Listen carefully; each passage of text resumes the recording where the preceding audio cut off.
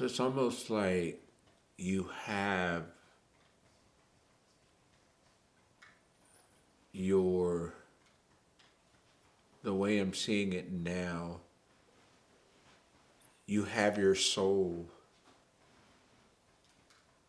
that has an envelope and it has nothing in it. You have your spirit that has an envelope and it has all these great things in it. Then you have your flesh that has an envelope that has all these things that are set up for your demise. And you keep taking part of the demise and putting it in the soul, and then trying to put the spirit on top of the demise, which is gives the demise the ability to push the spirit up and out, versus having the spirit first, and then the demise will not be able to seep through the spirit because the spirit has you protected in such a way that it's not even, it can't even saturate. That envelope will not saturate, that demise will not saturate. And that's basically the way God has set us up, that He created the envelope as the spirit before you were even flesh, before you even had a soul. So we keep sealing that envelope of the spirit and then trying to work the envelope of the flesh, but it's not happening because the soul is empty. It doesn't have anything to gravitate to. So it's going to gravitate to the thing that it gets the most, which is the flesh. So when when your soul starts to get more of the spirit, then it's gravitating more towards the spirit instead of gravitating to the flesh, because the flesh creates the weakness. The spirit empowers where the flesh creates the weakness. And we have to pay attention to that from the perspective of that God said, I did not give you the spirit of fear. I gave you a sound mind.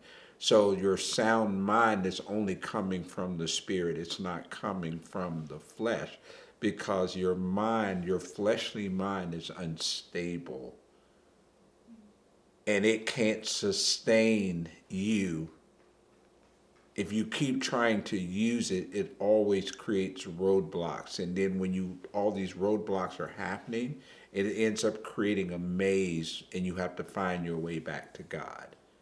You have to find your way back to the Spirit of God, because the flesh has created a maze for you. You see the light because He's already placed the light in you, but you're having a hard time finding the light.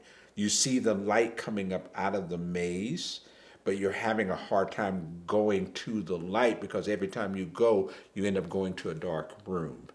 You can still see the light above, but you're still going into a dark room. But it's like the dark room is, all four sides are dark. You know how the verse says, look to the hill for which cometh my help? So you have to look up in order to receive God.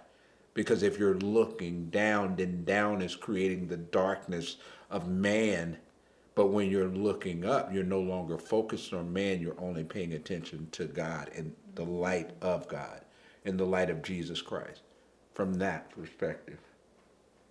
And you just have to understand that you are so gifted.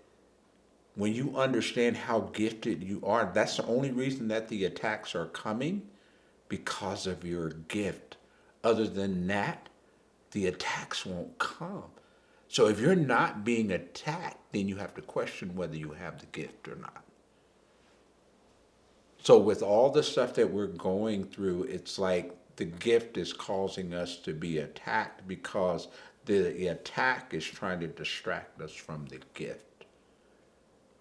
And if we start focusing on the attack and not focusing on the gift, then the light is dimmed for the gift, that we don't see the gift because we're paying more attention to the darkness that around us. We're paying attention to the transactions that are happening with the enemy. So it's like we're transacting with the enemy when we get in flesh. He's creating a transaction for us that it's blinding us to not even see the likes of God at all. And God is just saying, look up. Look up. All I need you to do is look up. Because if you think about it, if we're walking in a downward motion, then we can't see God. If we're walking in an upward motion, then our head is geared up towards the light in order to see God. So it's just, it is like, it's so much. And my thing is that if I'm seeing this, what is the average person going through when it comes to their identity, when it comes to knowing, when it comes to believing, when it comes to trusting? How can you, this is what I'm seeing now, how can you trust yourself when you don't trust God? Because if he's the author and the finisher, and we don't trust him,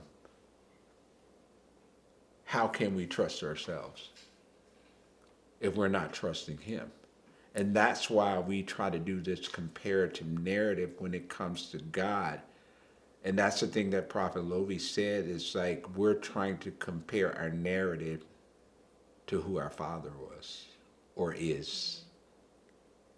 And it makes us see God as our father when in fact he is the father of all fathers, that he don't answer to anybody. Our fathers had someone they had to answer to, which is their fathers. And their fathers had someone to answer to, which is their father. So everybody has someone to answer to, but God has no one to answer to. He is who he is. He is the creator. He is the author. He is the finisher. So he doesn't answer to anybody. But we're always trying to get permission from people when we don't need permission. We just have to be who God called us to be.